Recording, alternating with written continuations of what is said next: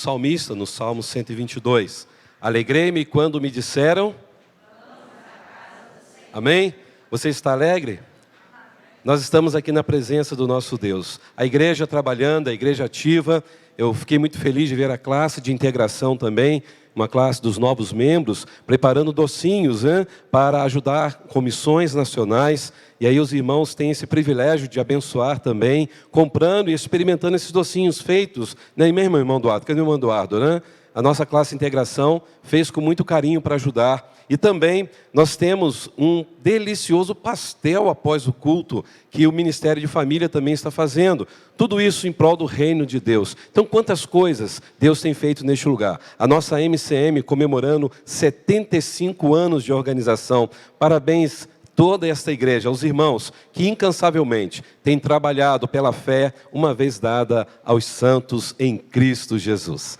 Eu quero convidar a igreja a abrirem suas Bíblias, por gentileza, no Santo Evangelho de João, capítulo 20.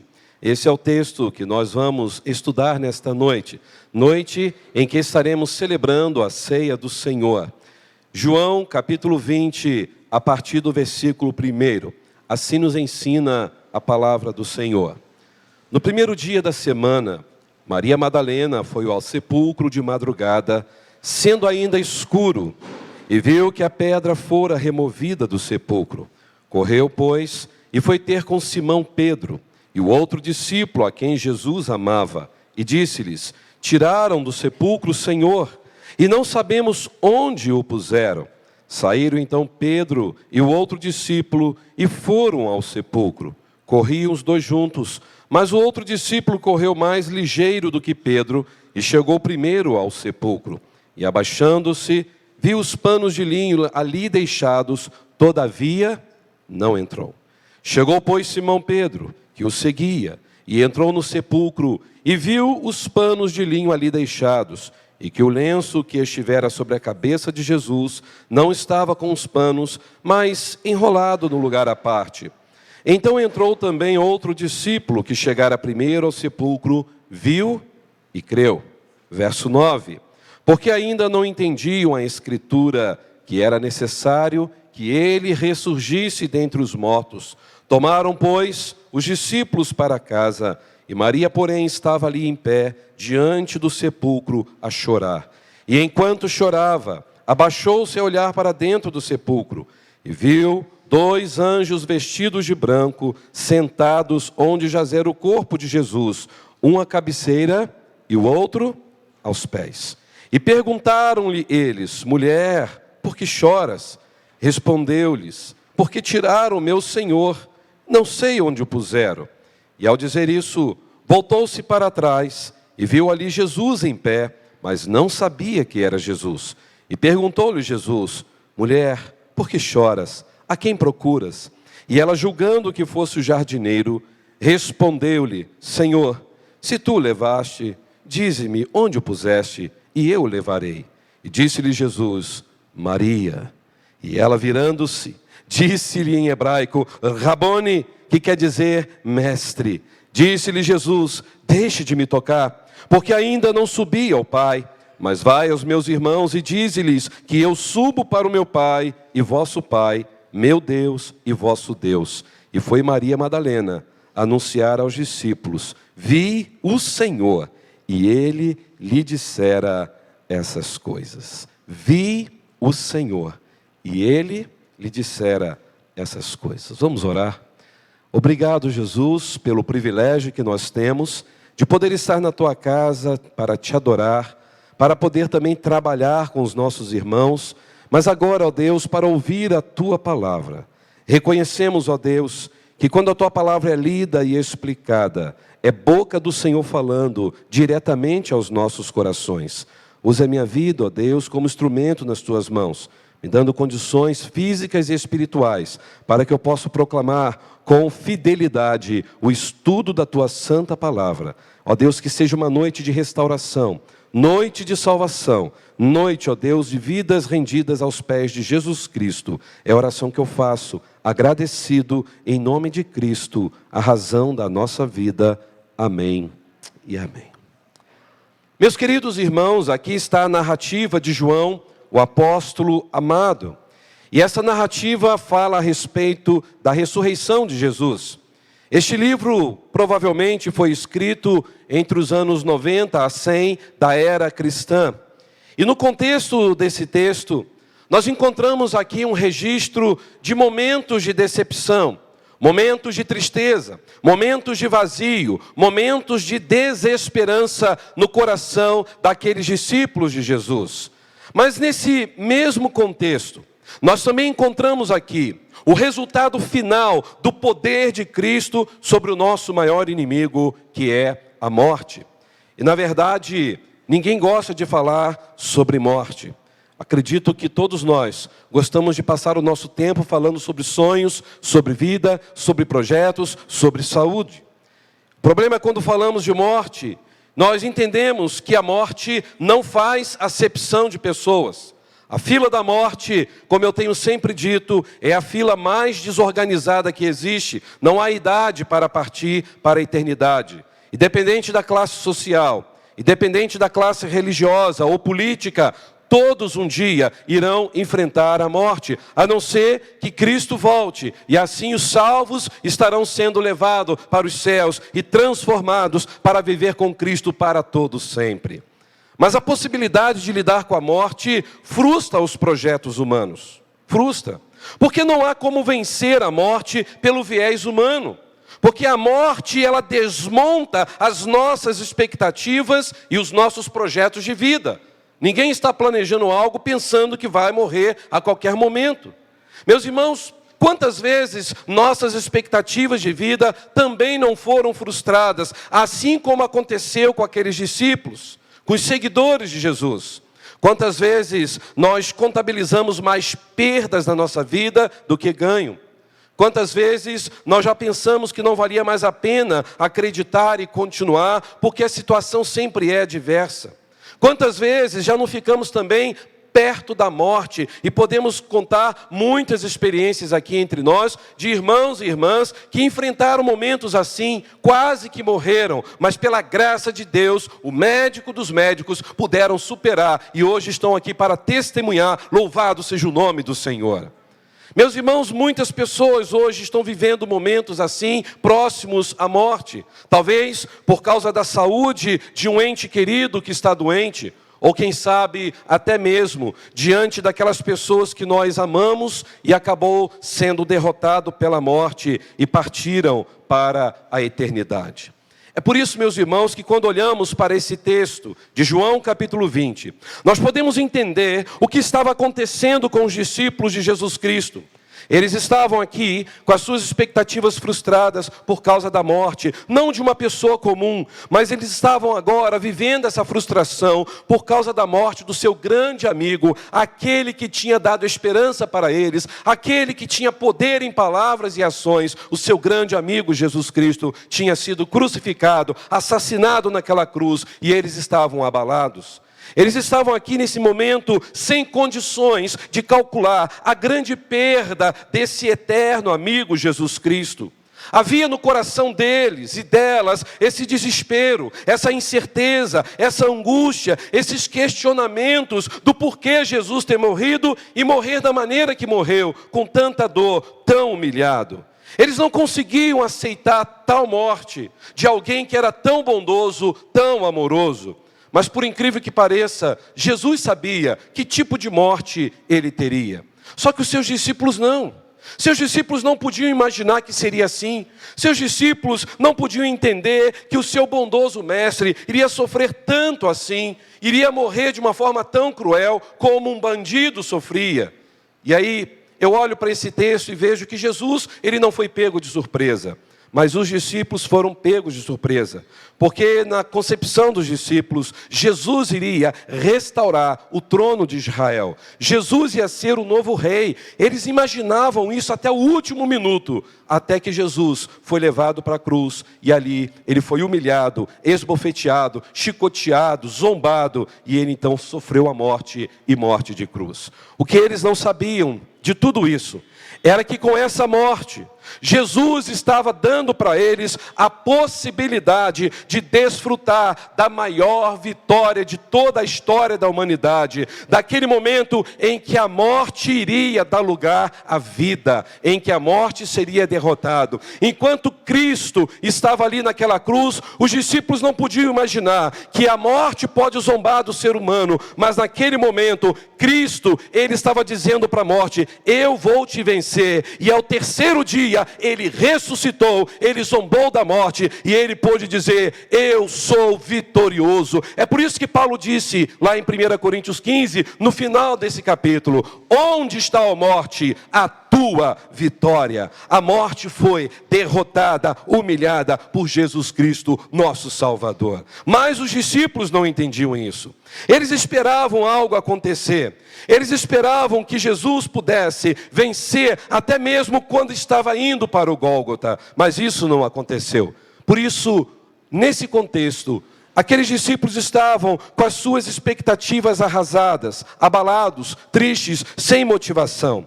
Mas eles não imaginavam que naquele terceiro dia, naquela madrugada de domingo, eles iriam ter uma grande celebração na vida deles, porque Jesus tinha ressurgido, e após ressurgir, Jesus apareceu a algumas pessoas, e esta aparição de Jesus trouxe transformação completa na vida dessas pessoas. Meus irmãos, é por causa desta ressurreição que esta igreja se reúne aqui há 75 anos, porque nós cremos que o nosso Redentor está vivo. Nós cremos que Jesus está aqui entre nós e em nós. Louvado seja o nome do Senhor. É por isso que eu quero responder nesta noite: por que a morte deu lugar à vida? Vamos falar juntos?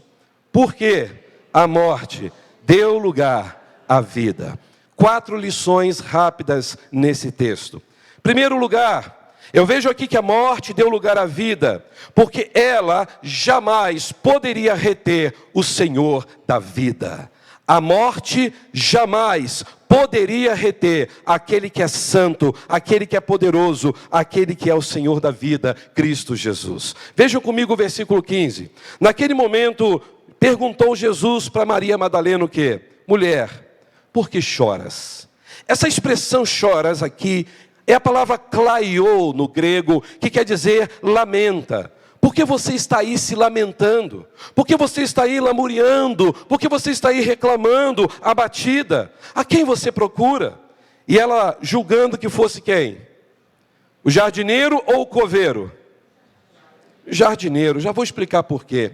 Respondeu então: Senhor, se o Senhor o levou, dize-me onde o puseste, e eu o levarei.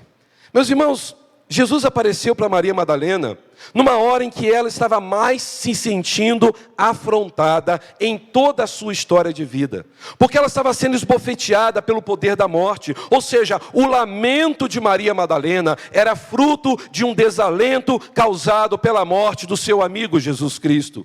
Meus irmãos, quando eu vejo esse texto e essa situação, eu fico pensando quantas vezes nós também passamos por situações iguais ou parecidas com a de Maria Madalena.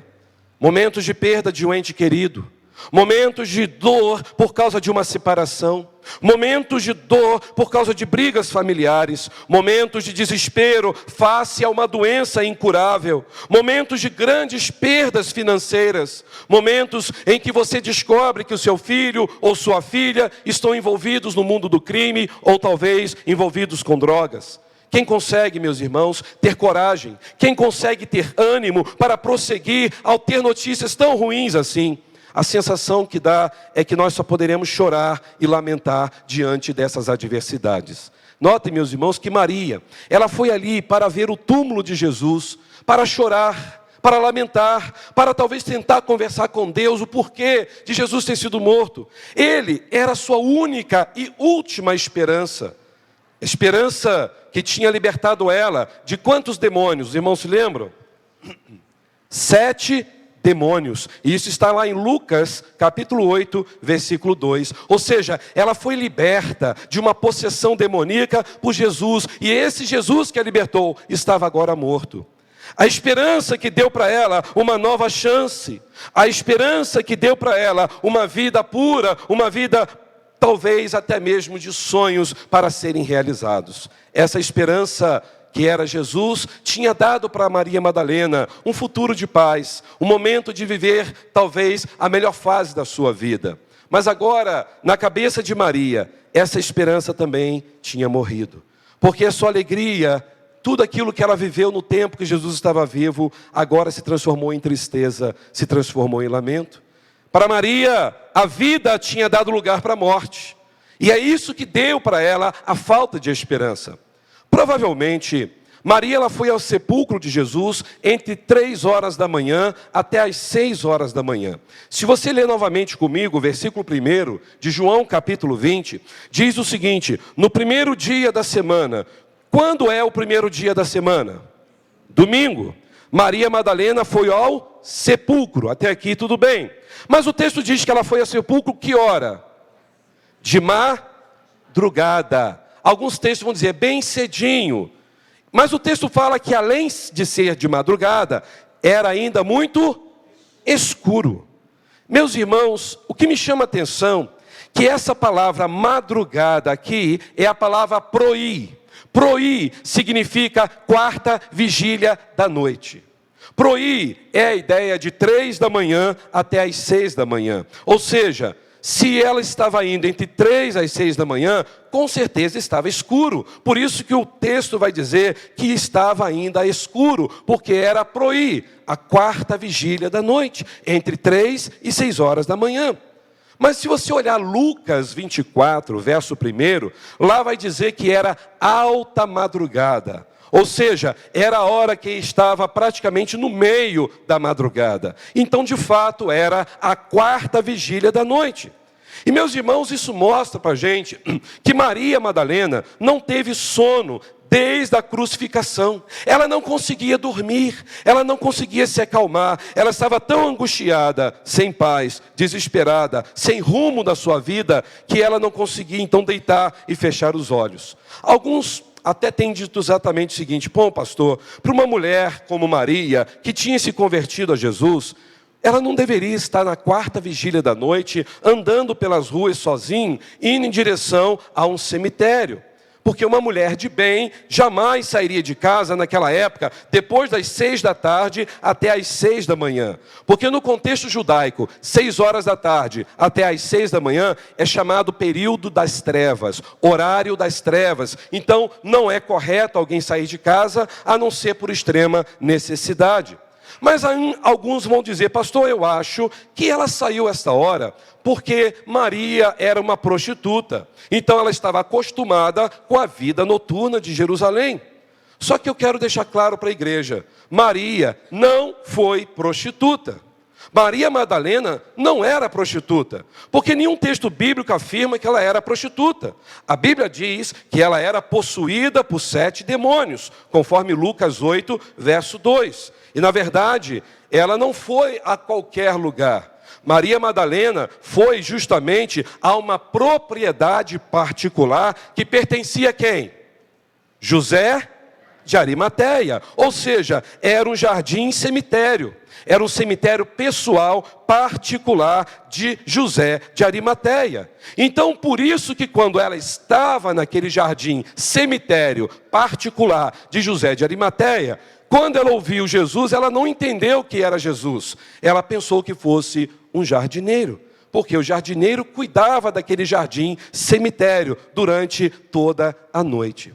É por isso que ela teve segurança para sair de casa na quarta vigília da noite. E você pode procurar depois na Bíblia, que você não vai ver falando que Maria Madalena era uma prostituta. Isso foi uma tradição criada através dos séculos. Na verdade, ela poderia até ter tido uma vida imoral, mas ela era possuída por 7 demônios e ela foi liberta, restaurada, transformada por Jesus Cristo, o Senhor da vida. É por isso aqui que no versículo 15, você pode ver quando Jesus falou para ela: mulher, por que choras? Jesus não a chamou de Maria a princípio, apenas de mulher. E ele diz para ela o quê? A quem você procura? E ela, julgando fosse o jardineiro, porque ela estava no jardim particular, ela falou: Senhor, se o Senhor o levou, por favor me diz aonde o Senhor colocou, e eu quero levá-lo daqui. Irmãos, Eu olho para esse contexto e vejo que Maria Madalena deve ter imaginado que aquele jardineiro estava ali seguindo as instruções de José de Arimateia, em estar ajudando os soldados romanos que também estavam ali para vigiar o corpo de Jesus, de uma forma temporária.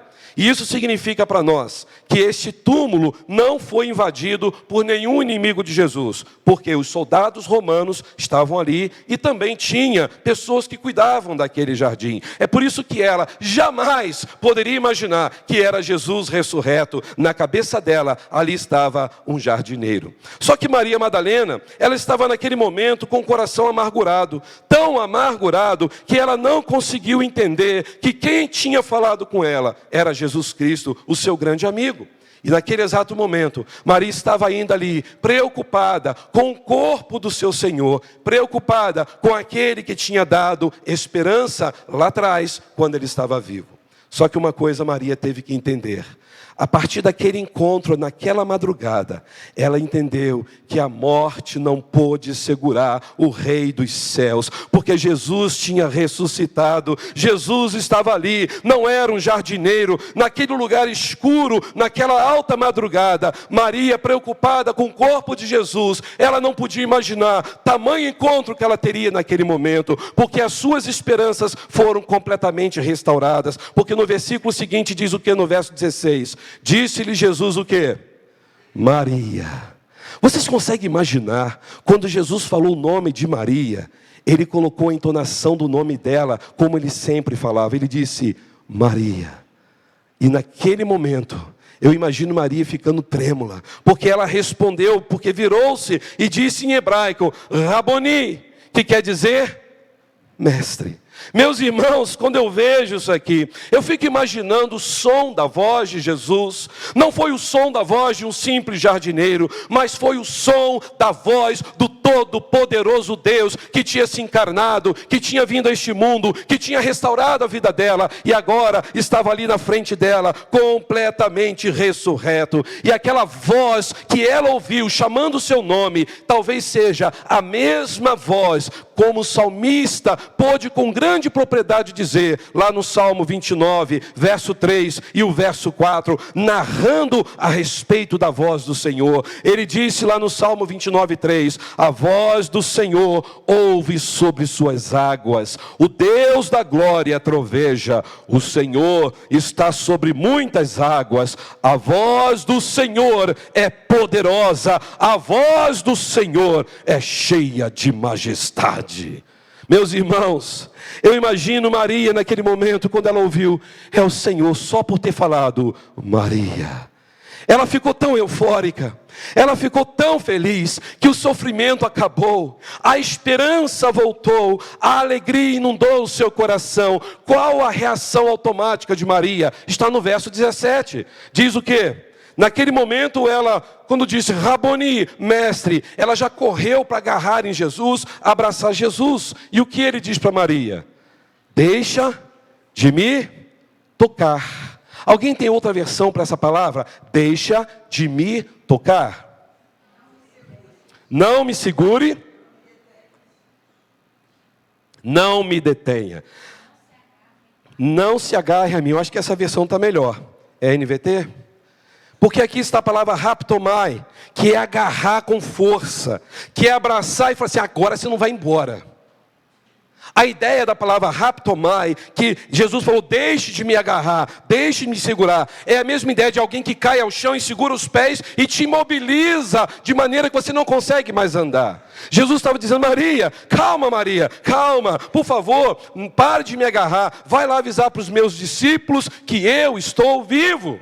Meus irmãos, vocês conseguem imaginar uma pessoa arrasada, uma pessoa sem esperança, de repente quando chega ali para tentar questionar o porquê de tudo aquilo, de repente o próprio Senhor, aquele a quem ela foi ali chorar, porque ela achava que ele continuava morto, ele estava vivo, e com a voz poderosa chamou Maria pelo seu nome. Aquilo para mim, ao olhar por esse texto, foi a melhor coisa que aconteceu, desde o livramento dela, daqueles 7 demônios. Ah, meus queridos irmãos, as expectativas de vida desta mulher foram ressuscitadas com Jesus, o entusiasmo chegou para quem estava desanimado, para quem saiu de madrugada chorando, se lamentando, sem esperança. Maria Madalena se tornou aqui na primeira testemunha ocular da ressurreição de Jesus Cristo. Uma mulher que teve ali imediatamente suas lágrimas enxugadas mais uma vez pelo Senhor da vida, Cristo Jesus. E é este Senhor da vida que apareceu a Maria, é o Senhor da vida que está aqui neste lugar.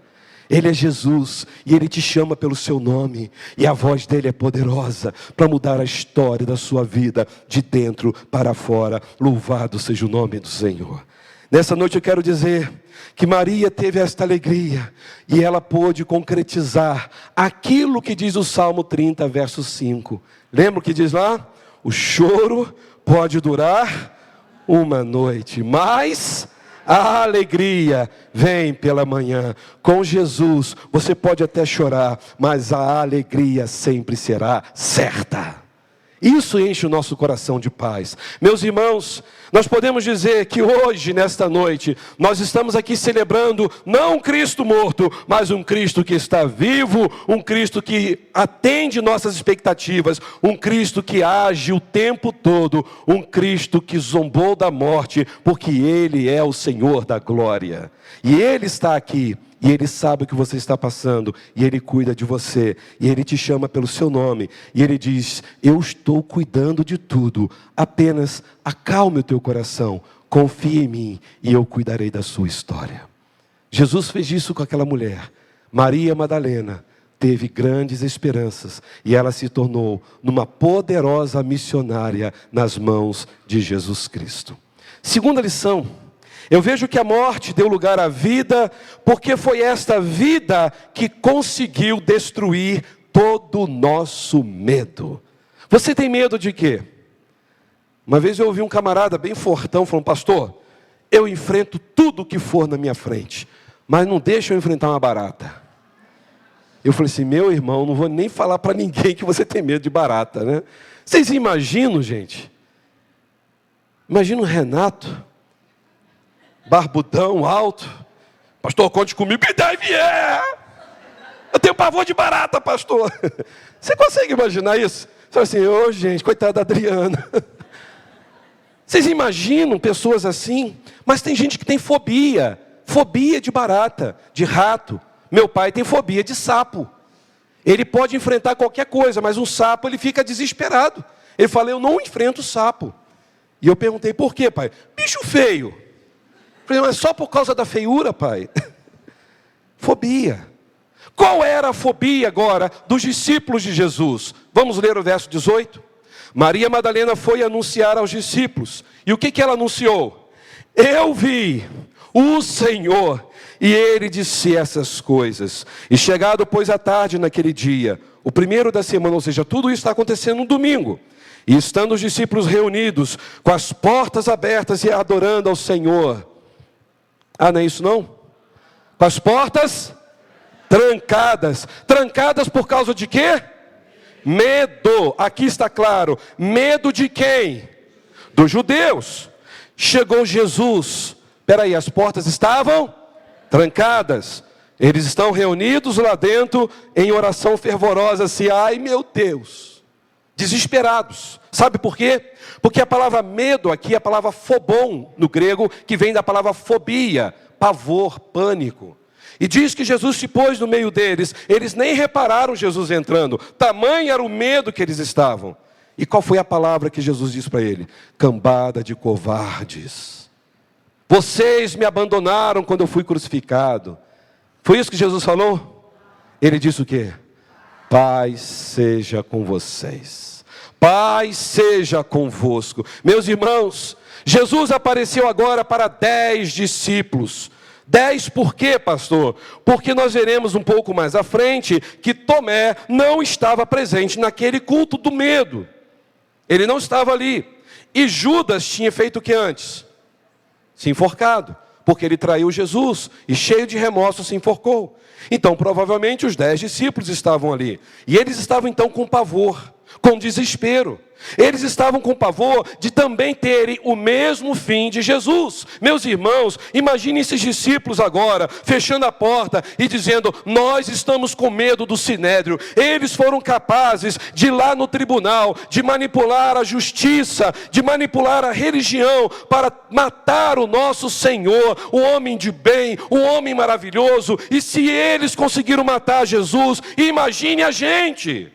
Aqueles discípulos tinham visto que aquela ira maliciosa, sem freios e desvairadas dessas autoridades jurídicas e religiosas tinham sido cruéis com Jesus. Eles ficaram com medo também de serem presos e mortos daquela forma.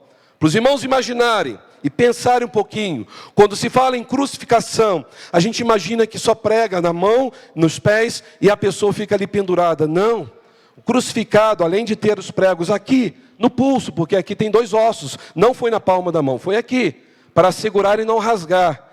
O prego era colocado de lado, e a pessoa tinha que ficar assim. Você consegue imaginar que a gente sempre via Jesus assim, né? Com um pé em cima do outro, mas não, na verdade a arqueologia já mostrou prego cravado aqui nesse ossinho que tem um vão aqui do calcanhar, assim e assim. A pessoa morria muitas vezes por asfixia. Vocês conseguem imaginar Jesus ali, ensanguentado, rasgado, sem condições de respirar, ele colocando força sobre o seu pé, e podendo sentir a dor, que aquele prego estava bem no seu nervo ali, e ele respirando e dizendo: Pai, perdoa-lhes, eles não sabem o que estão fazendo. Vocês conseguem imaginar que amor é esse? O amor de Jesus. E tem mais, o crucificado também, eles ficavam esperando até um certo ponto, e depois de em cima do órgão genital até o umbigo, abriam um buraco e deixavam então as vísceras saírem, para que os animais viessem comer enquanto o crucificado ainda estava vivo. E por fim, se ele não morresse, eles quebravam as pernas para ir matar de vez por asfixia. Vocês conseguem imaginar então? Aqueles discípulos falaram: eu não quero ter esse tipo de morte. Eu não quero sofrer assim como Jesus. Na verdade, meus irmãos, o medo tinha a ver não somente com aquilo que o poder romano, mais o poder judaico tinha feito, mas na cabeça desses discípulos existia um outro medo. O medo também de ver a culpa que eles tiveram por ter abandonado o Mestre. Ou seja, o medo deles estava por causa de tudo que eles poderiam sofrer, mas também a psique deles estava abalada, porque eles estavam dizendo: nós fomos covardes, nós deixamos o nosso Mestre, nós não ficamos junto com Ele, nós não ajudamos Jesus. Eu, Pedro, que tanto disse que morreria por Cristo, eu fui um covarde e fugi. E agora você consegue imaginar o medo que estava ao quadrado no coração desses discípulos. E foi então que a aparição de Jesus transformou o estado deles.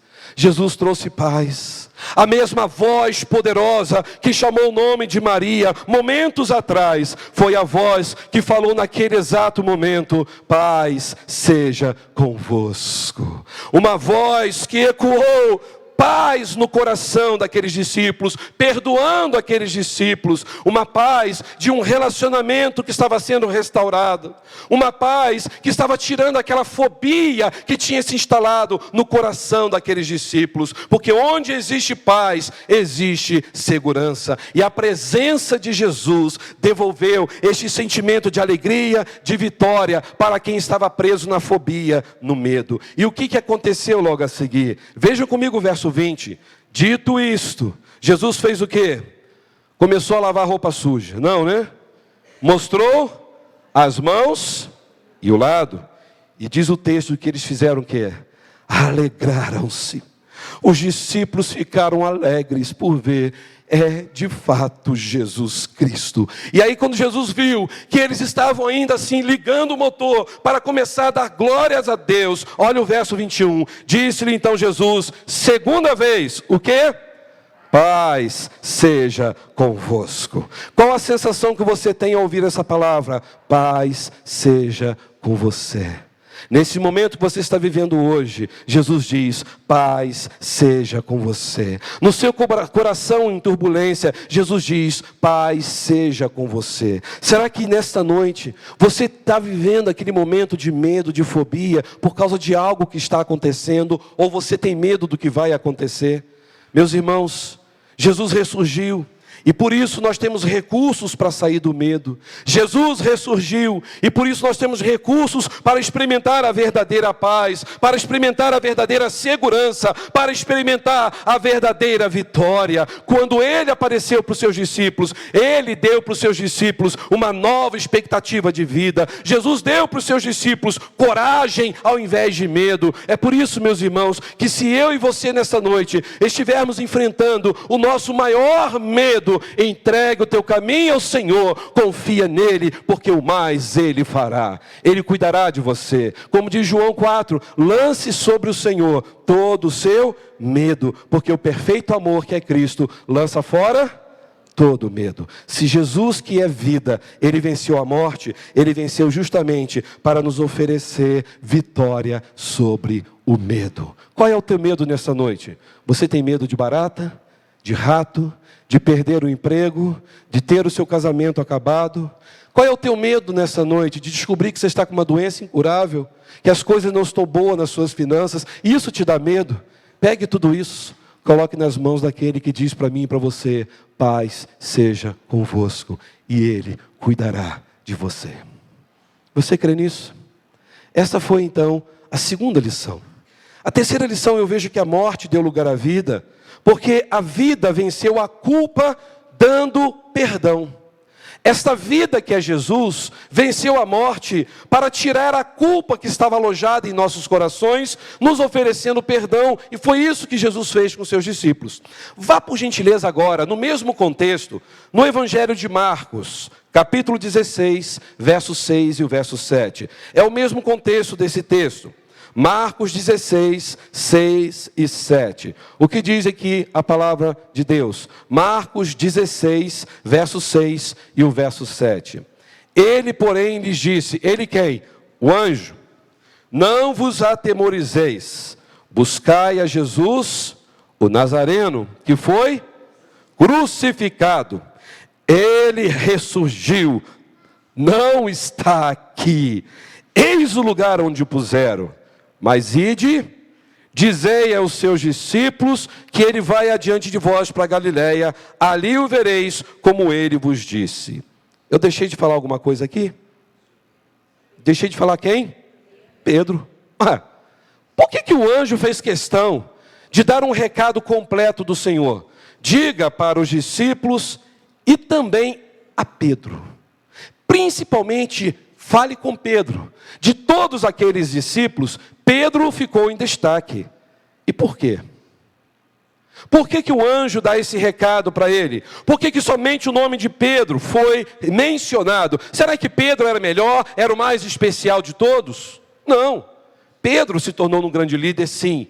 Mas nesse contexto aqui, o que Pedro tinha feito momentos antes? Negou a Cristo quantas vezes?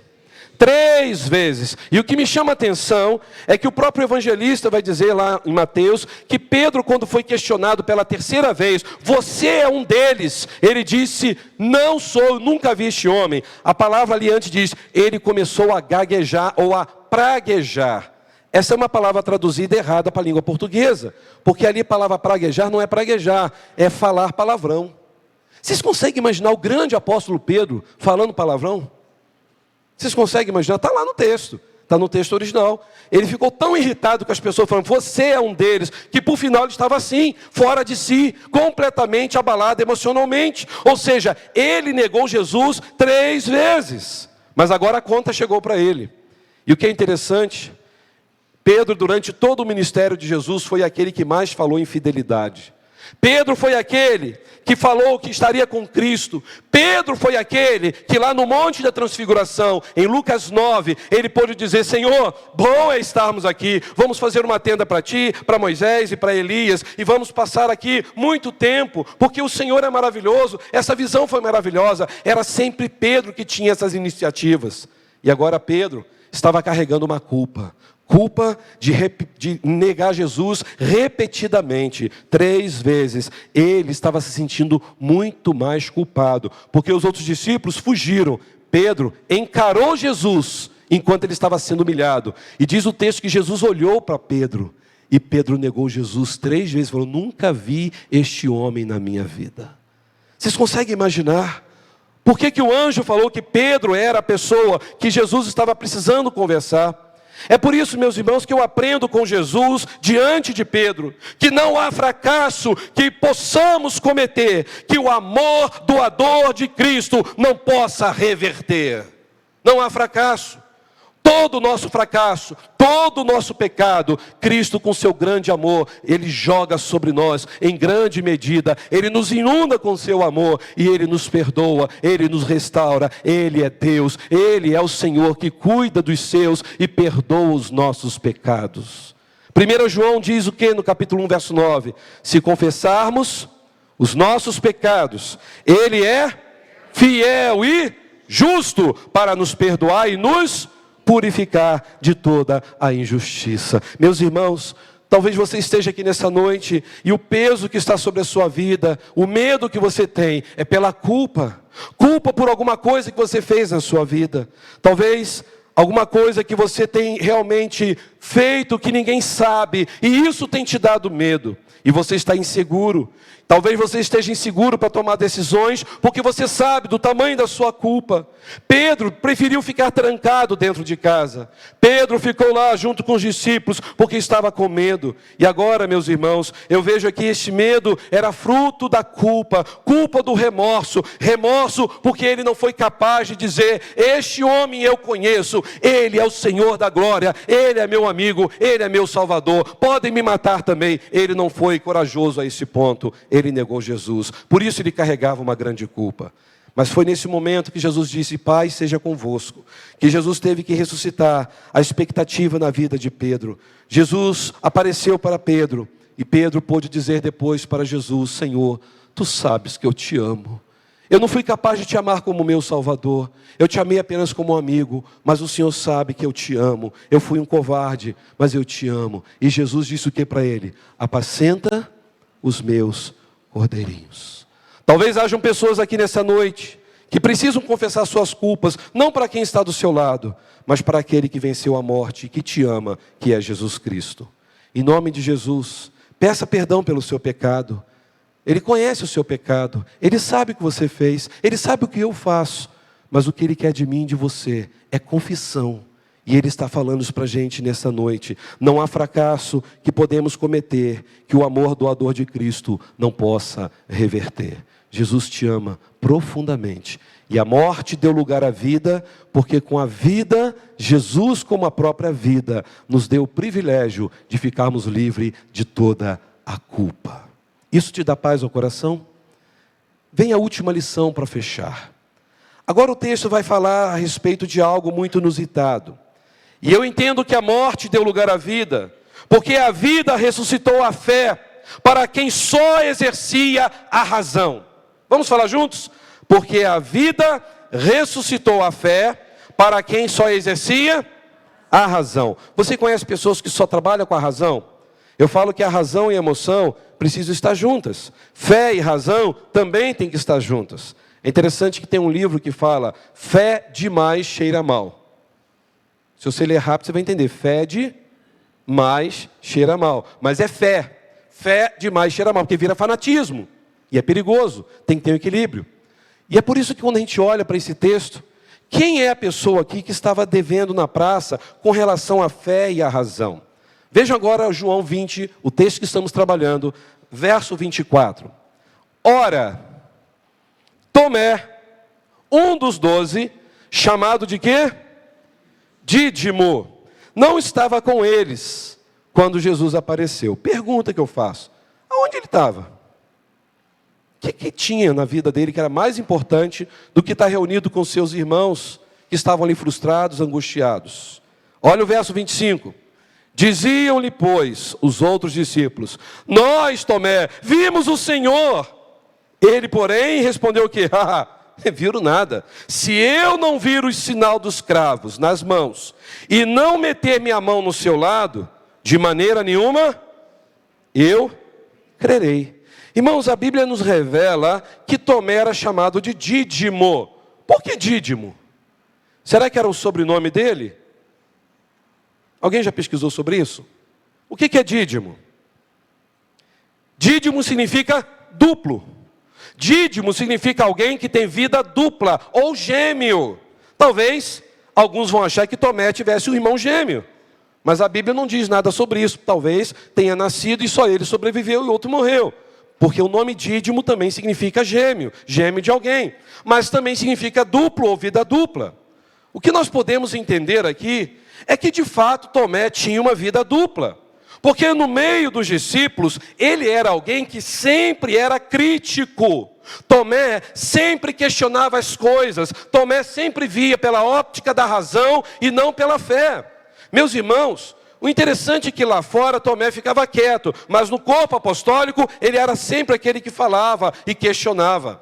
E ele talvez pudesse ter recebido esse nome porque era alguém assim, que tinha uma vida dupla, agia duplamente. Por isso o Dídimo. E aí se você abrir sua Bíblia, olha o que diz João 14,5, narrando sobre Tomé, o Dídimo, ou duplo, ou o gêmeo, ou de vida dupla. Que diz João 14,5? Tomé aqui é descrito como um cético. Olha o que diz o verso 5. Disse-lhe Tomé, Senhor, nós não sabemos para onde vais. Como podemos saber o caminho? Irmãos, Tomé era do tipo de crente que amava questionar Jesus, colocando palavras e questionamentos diante do que Jesus estava falando. E nesse texto aqui de João 14, ele disse que não sabia para onde Jesus estava indo, mesmo depois de ver milagres, mesmo depois de ter passado tantas experiências com Jesus, Tomé estava questionando, como eu posso saber o caminho? Para onde o Senhor vai? E aí o que me chama a atenção aqui, é que Jesus vai contra toda essa racionalidade de Tomé, e Jesus dá uma palavra fantástica no versículo 6. O que Jesus respondeu? Tomé, eu sou o caminho, a verdade e a vida. Ninguém vem ao Pai, senão por mim. O que Jesus falou? Tomé, você está querendo saber qual é o caminho? Eu sou o caminho. Eu estou sempre com você, Tomé. E você quer saber qual é o caminho? Meus irmãos, foi nessa hora que Jesus silenciou a crítica de Tomé. E tem mais. Abra sua Bíblia em João 11, que foi um momento antes desse texto de João 14. Para lembrar aos irmãos que a partir do capítulo 12 de João para frente, Jesus só conversa com seus discípulos. Ele agora vai ficar retirado com seus discípulos para dar as últimas instruções. Então até o capítulo 12, Jesus ainda está se manifestando no meio do povo. E agora, se você olhar, Tomé faz uma observação crítica com Jesus. Porque Jesus disse que iria para ver o seu amigo Lázaro, que já tinha morrido. E aí o que vai acontecer? Se você olhar o verso de número 16 de João 11, qual foi a palavra que Tomé disse para Jesus? Já que ele quis ir lá ver Lázaro. Disse-lhe, pois, Tomé, chamado Dídimo. O que ele disse? Vamos, ele disse o que para os seus discípulos? Vamos nós também para morrermos com ele. A sua versão bíblica tem essas aspas na palavra morrermos com ele? Alguém que tem? Poucas versões colocaram, né? Sabe por quê? Porque aqui está uma conotação da língua grega de uma palavra irônica. Ele não está dizendo, vamos lá com Jesus, a gente vai morrer contigo. Não foi essa a intenção. Se você olhar, olha no capítulo 11 de João, versos 7 e 8. O que está acontecendo nesse contexto? Jesus tinha sido ameaçado de ser apedrejado, de ser morto. Porque ele estava pregando, anunciando, confrontando aqueles líderes religiosos, e Jesus quase que foi morto ali, mas não era a hora dele. Então Tomé, sabendo daquilo, Jesus logo depois daquele momento, falou com ele, Senhor, você está querendo lá ver Lázaro, que já morreu? Mas peraí, o Senhor quer levar a gente então para lá, porque o Senhor quase foi morto, então nós vamos contigo para morrer contigo. É o que vai acontecer com a gente. Essa é a ideia, não porque ele era um homem cheio de coragem.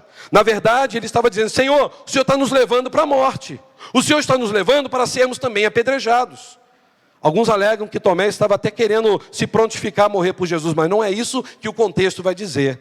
O contexto diz que Jesus quase foi morto. Jesus estava já ameaçado de morte, versículos atrás, verso 7 e o verso 8. É por isso que quando você olha o texto e depois você vê todo o contexto dos evangelhos, onde Tomé ficou quando Jesus foi preso no Getsemane?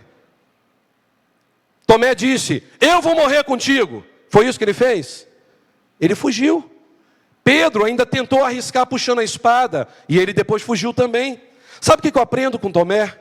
Que Tomé perdeu a fé exatamente por ser crítico demais, metódico demais, sistemático demais, questionador demais, usava mais a razão e menos a fé. É por isso, meus irmãos, que Tomé, por ser tão racional, não pôde crer na ressurreição. Ele não conseguia entender que de fato Jesus era tão poderoso que poderia ter vencido a morte. Então isso revela que Tomé era dídimo, ele tinha uma vida dupla, ele tinha uma vida mais fora do que dentro da vontade de Deus. Ele não acreditou que Jesus tinha ressuscitado. Ele falou, eu vou crer se eu colocar a mão no dedo, colocar meu dedo nas mãos de Jesus e no lado dele, aí eu vou crer. Mas se isso não acontecer, eu não vou crer. Ele estava questionando. Ele estava duvidando. E sabe o que ele me ensina? Que Tomé era um crente turista. É aquele crente que sempre estava vivendo a vida secular do que estar junto com os irmãos. Ele não tinha tempo para estar com seus irmãos, porque se Tomé tivesse com os discípulos ali, reunidos, mesmo compartilhando o medo, a fobia, naquela hora difícil de dor, ele com certeza, ele teria visto Jesus ressurreto, e ele ouviria a palavra de Jesus, paz seja convosco. Ele não teria uma língua questionadora, ele poderia dizer, eu sei que o meu Redentor está vivo. Mas por que ele não teve essa certeza? Porque Tomé não estava naquele lugar. Às vezes as pessoas simplesmente não aparecem na reunião de oração, não aparecem na comunhão, e elas não conseguem vislumbrar aquilo que o Senhor está fazendo. São pessoas às vezes como Tomé, que sempre tem algo mais importante para fazer do que estar reunido aos pés do Salvador. Meus irmãos, quando eu vejo esse texto, eu vejo aqui Tomé entendendo que os eventos acabaram, porque Jesus não estava mais vivo, porque quando Jesus estava vivo, milagres aconteciam, pessoas eram curadas, pessoas eram restauradas, pessoas eram alimentadas, palavras grandiosas e gloriosas saíam da boca de Jesus, mas agora ele estava morto, acabou os eventos, não tinha mais o que fazer. E eu fico olhando para Tomé e penso como que muitas pessoas hoje vivem igual Tomé. Pessoas que estão sempre procurando eventos e programas para poderem experimentar o melhor de Deus. Eu quero dizer para a igreja que o melhor de Deus é quando estamos juntos, reunidos aqui, numa casa, mesmo de uma forma simples, com uma liturgia bem enxuta, estamos juntos, chorando, nos alegrando, comendo juntos, dando glória a Deus, nesse lugar aonde a glória de Deus se manifesta. Eu não preciso de eventos para fortalecer a minha fé, eu não preciso de congressos para alimentar a minha fé, eu preciso estar sempre junto com os irmãos, adorando o Senhor, e crendo que Ele está sempre no nosso meio. Ele cuida de nós. É bom participar de eventos? É, mas eventos não podem mover a história da vida do crente. Talvez, se Tomé estivesse ali, ele teria realmente entendido como é bom estar reunido com os irmãos. E olha o verso 25.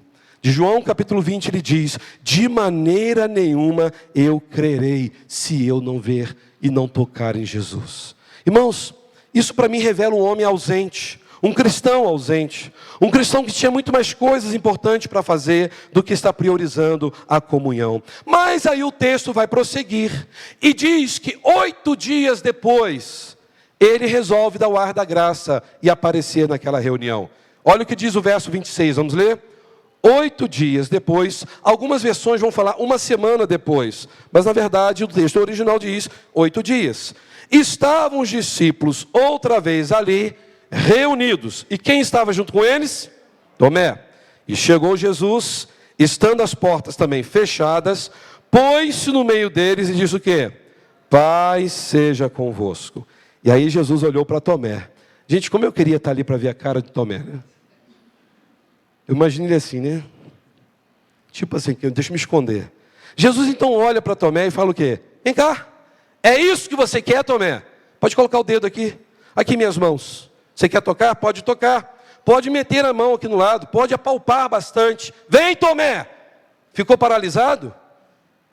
Aí olha a palavra de Jesus para Tomé: e não seja mais incrédulo, mas sim crente. Será que Jesus está dizendo isso para você e para mim nesta noite? Pare de ser incrédulo, passe a ser crente. Será que a gente só consegue crer se a gente vê algo fenomenológico acontecendo? Sabe por que Jesus realizou uma grande obra na vida de Tomé? Porque Tomé agora resolveu dar o ar da graça e se reunir com aqueles irmãos. Jesus disse: não seja incrédulo, Tomé, seja real, seja verdadeiro. Eu estou aqui, Tomé. E naquele exato momento, o que aconteceu com Tomé? O texto diz que ele colocou a mão em Jesus. Próximo versículo, vamos ler? Juntos, pode passar aí por gentileza. Disse-lhe Tomé o quê? Senhor meu e Deus meu. Agora Jesus é Senhor, agora Jesus é Deus, porque agora ele viu. E aí diz o próximo versículo, vamos ler juntos? Então Jesus disse o quê? Porque você me viu, você creu. Felizes os que não viram e creram. Sabe o que eu acho legal aqui? Que esses felizes aqui, Jesus estava falando de você. Esses felizes aqui, Jesus está falando de mim. Nós somos esses bem-aventurados. Nós não vimos Cristo na nossa frente ressurreto. A gente não teve o privilégio de olhar o lado de Jesus e as mãos de Jesus, mas nós cremos que Ele ressuscitou.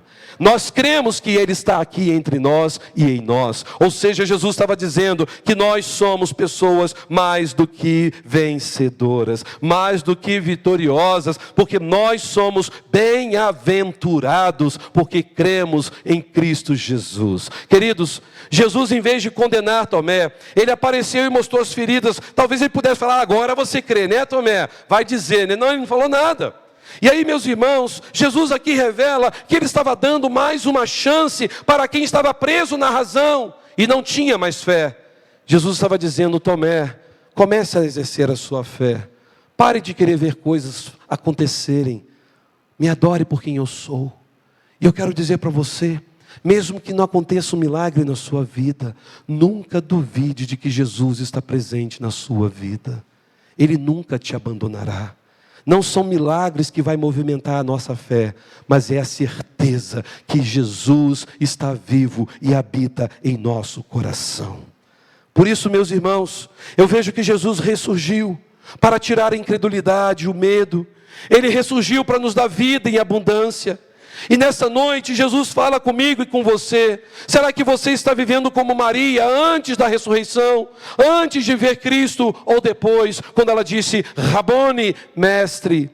Será que hoje você está chorando, abatido, ou você está celebrante? Será que hoje você está como Pedro, preso, cheio de culpas, cheio de fobia, cheio de medos? Ou você está dizendo: Senhor, eu estarei contigo agora para sempre e posso dar a minha vida por amor a Ti. Pedro, ele pôde morrer de forma digna porque ele falou: eu vou falecer aqui, nessa cruz, virado de cabeça para baixo. A tradição diz exatamente sobre a sua morte. E ele falou: hoje eu não tenho mais medo, eu estou pronto a morrer pelo meu Salvador.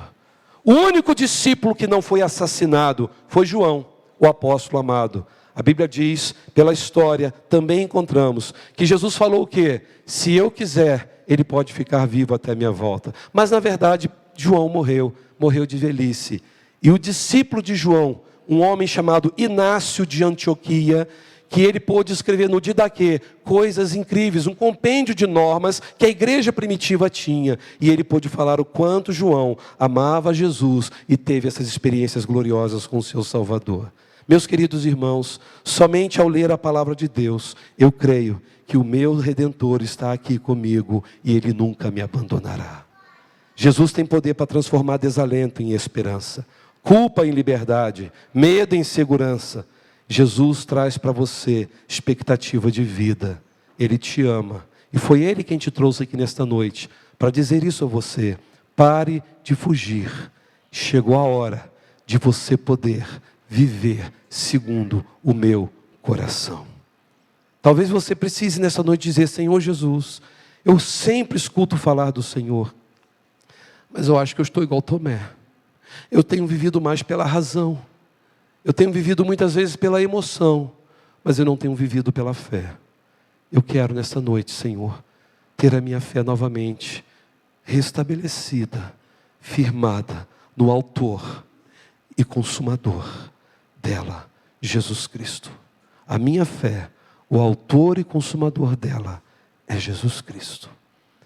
Eu quero convidar você a fechar os seus olhos.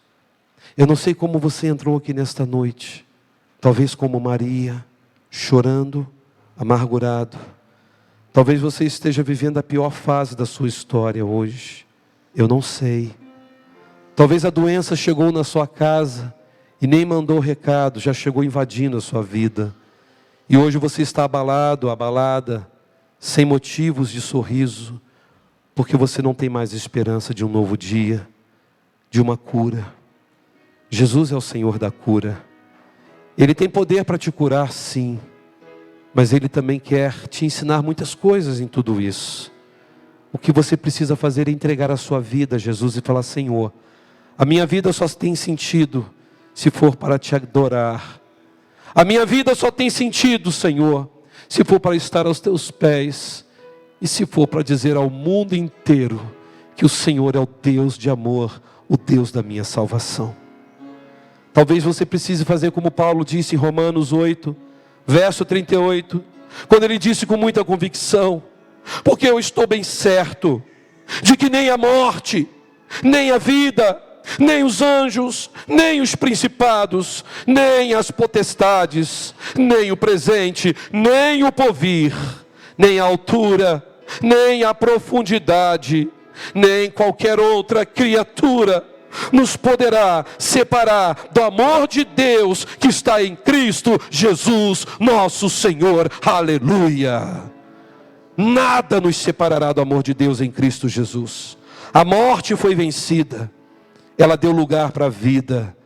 E por isso temos expectativas de viver uma vida em abundância aqui nessa terra. E uma vida eterna para sempre nos céus. Toda a sua culpa, toda a nossa culpa, o sangue de Jesus foi derramado para nos purificar, para nos perdoar. Eu quero dizer a você que Deus quer fazer algo novo na sua vida a partir desta noite. Ele te trouxe aqui para dizer para você: pare de lutar com as suas forças. Pare de agir como Tomé, só na racionalização. Tenha fé. Entregue o seu caminho a mim.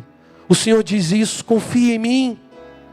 E quem sabe não é esse o momento de você voltar e dizer: Senhor, aqui estou, sem esperança, arrebentado, com medo, Senhor. Eu confesso, estou com medo.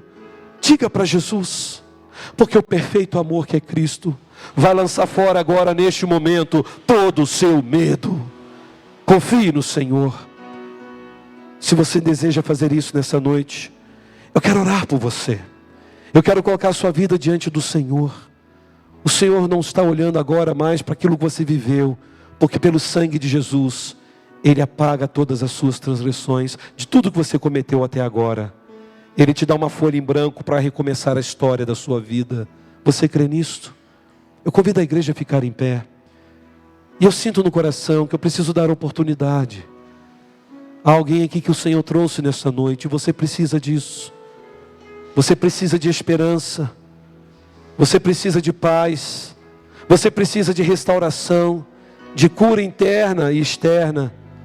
Mas o Senhor diz para você: entregue a sua vida nas minhas mãos. Confie em mim, porque eu quero dar para você paz. Paz seja convosco. Se você quer desfrutar dessa paz de Cristo, entregue sua vida, seus temores, seus anseios nas mãos do Senhor. Eu quero desafiar você a vir aqui à frente, a não fazer como Pedro, aqueles discípulos, a com medo ficar trancado, escondido. Vem aqui, porque Jesus está aqui. E eu quero orar com você. Eu quero orar por você. Eu quero colocar a sua vida diante de Jesus.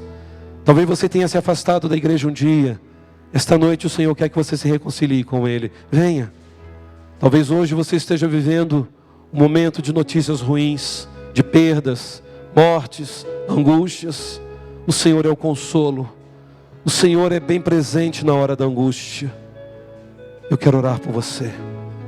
Independente daquilo que você esteja vivendo, vem aqui à frente. Coloque tudo diante de Jesus Cristo. Ele cuida de você. Ele sabe onde você mora. Foi Ele quem te criou. Foi Ele quem permitiu você estar aqui nesta noite. E eu não vou demorar, porque temos ainda a celebração da ceia. Mas eu sinto no coração, eu preciso orar por alguém aqui. E o Senhor trouxe. E esta noite é noite de restauração. É uma nova história. É virar uma página e começar tudo de novo. Vem aqui à frente, eu quero orar por você. Deus abençoe. Pode vir. O Senhor quer fazer nova todas as coisas. Esqueça aquilo que aconteceu na sua história. O Senhor vai fazer algo novo que você nem pode imaginar. Entrega o teu caminho ao Senhor. Venha. Eu quero orar por você. Em nome de Jesus. Você sabe o que tem causado medo ao teu coração. Você sabe o que tem feito você ficar talvez abalado, talvez recluso. Talvez você está preso numa depressão. O Senhor conhece você. Ele quer te libertar nesta noite. Ele veio para que tivéssemos vida e vida em abundância. Você que é crente em Jesus Cristo, quem sabe você não esteja como Tomé, frio, racional demais, crítico demais. Diga para o Senhor: Senhor, eu quero ser instrumento das tuas mãos. Senhor, eu não quero ficar dependendo de ver milagres.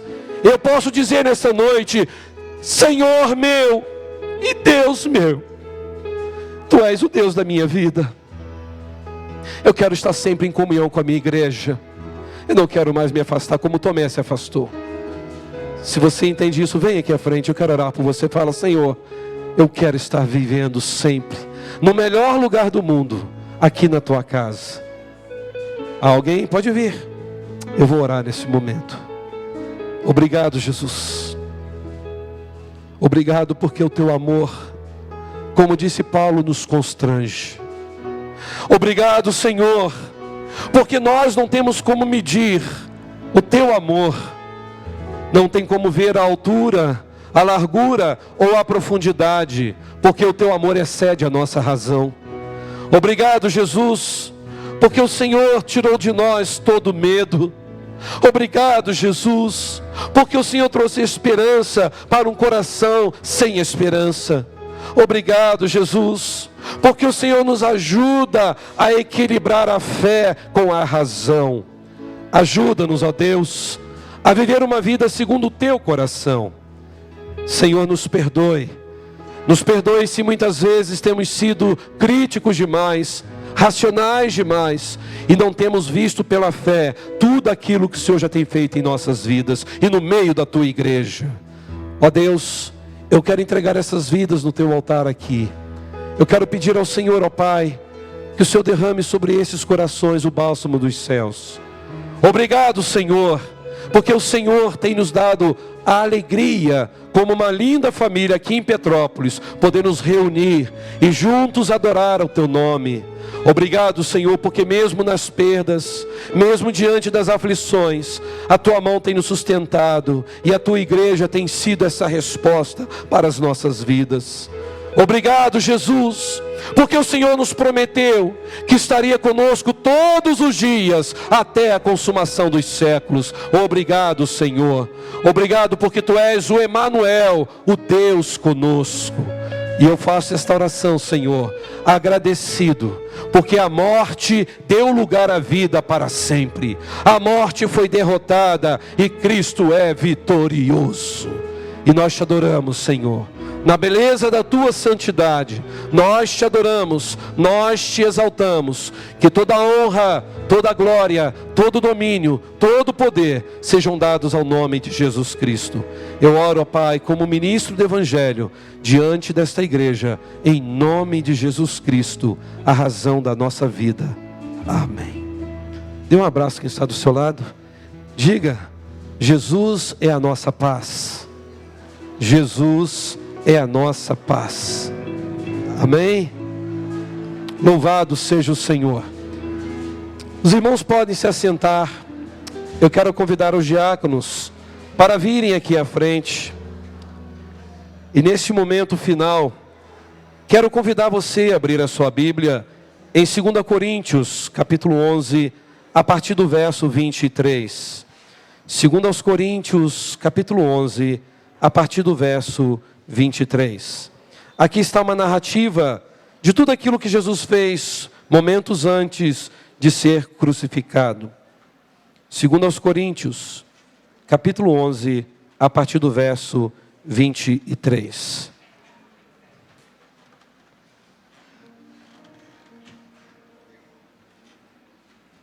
Perdão, queridos. 1 Coríntios. 1 Coríntios 11, a partir do verso 23. Porque eu recebi do Senhor o que também transmiti. Que na noite em que o Senhor Jesus foi traído, Ele tomou o pão e agradeceu a Deus e partiu e disse: este é meu corpo, que é entregue por vocês. Façam isto em memória de mim. Da mesma forma, depois da ceia, tomou o cálice e disse: este cálice é a nova aliança, confirmada com meu sangue. Façam isso em memória de mim, sempre que beberem. Porque cada vez que vocês comerem deste pão e beberem deste cálice, anunciam a morte do Senhor até que Ele venha. Assim, quem come do pão ou bebe do cálice do Senhor indignamente, é culpado de pecar contra o corpo e o sangue do Senhor. Portanto, examine-se antes de comer o pão e beber o cálice. Pois se comem do pão ou bebem do cálice sem honrar o corpo de Cristo, comem e bebem julgando a si mesmo. Eu quero convidar você a fechar os seus olhos. Em momento algum o texto aqui diz que você não deve participar, a não ser que você não seja batizado. Este é o momento da igreja de Cristo. Se você é batizado, ou se você é membro de uma outra igreja evangélica, está em comunhão com a sua igreja, você é convidado a estar conosco. Este é o momento de você conversar com Deus, de poder falar com Deus. Talvez você esteja vivendo uma vida muito longe do Senhor. Este é o momento de você voltar, pedir perdão ao Senhor. O texto é claro em dizer: examine-se a si mesmo. Vamos orar. Este momento é seu, é pessoal, é intransferível. O Senhor é perdoador e Ele tem prazer em te ver aqui, celebrando este momento tão santo no meio da sua igreja. Oremos.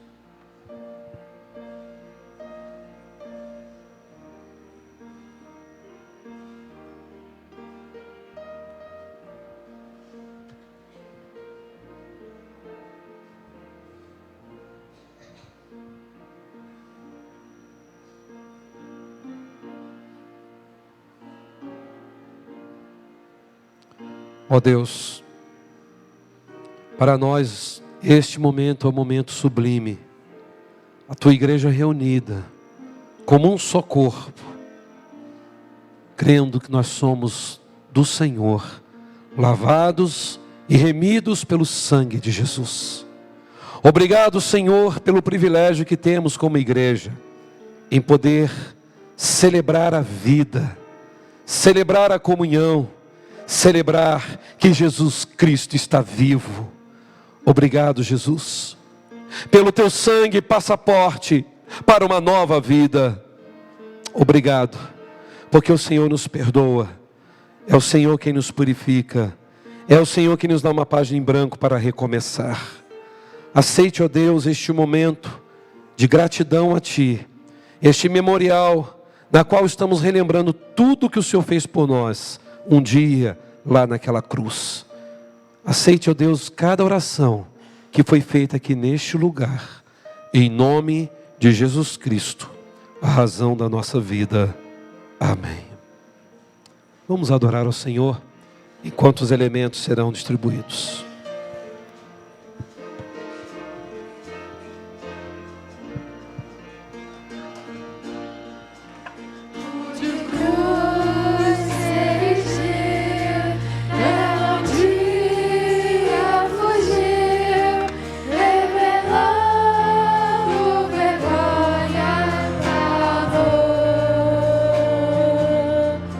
Mas eu amo a Jesus.